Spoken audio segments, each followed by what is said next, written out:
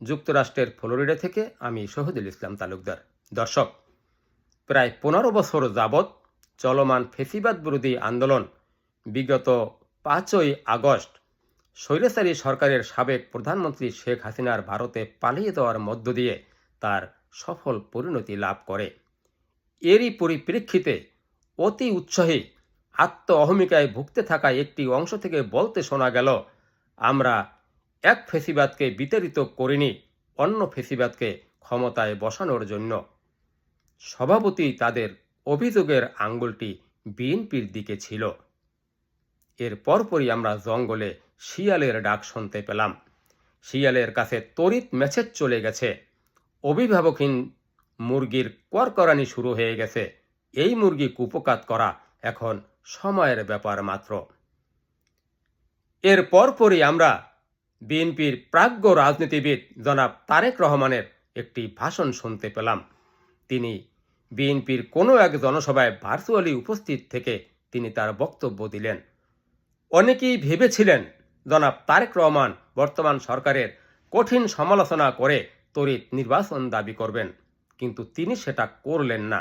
তিনি বললেন, বর্তমান ইউনূস সরকারকে কোনোভাবেই ব্যর্থ হতে দেওয়া যাবে না। তার বক্তব্য সর্বমহলে প্রশংসিত হল। দর্শক, ইতিপূর্বে আমরা শুনেছি এক ঢিলে দুই পাখি মারা, কিন্তু জনাব তারেক রহমান এই বক্তব্যের মধ্য দিয়ে তিনি এক ঢিলে 4 পাখি মারলেন।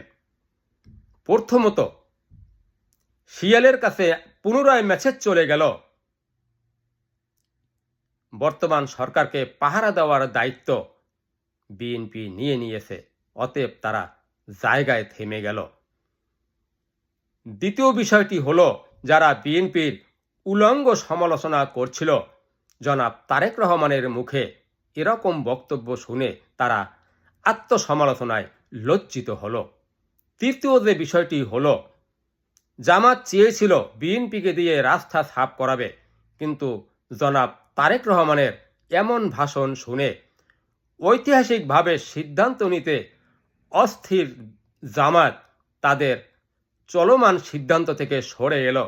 তারা এখন সরকারকে দেওয়া যৌক্তিক সময়ের নতুন ব্যাখ্যা দিয়ে রাস্তায় নামতে বাধ্য হলো।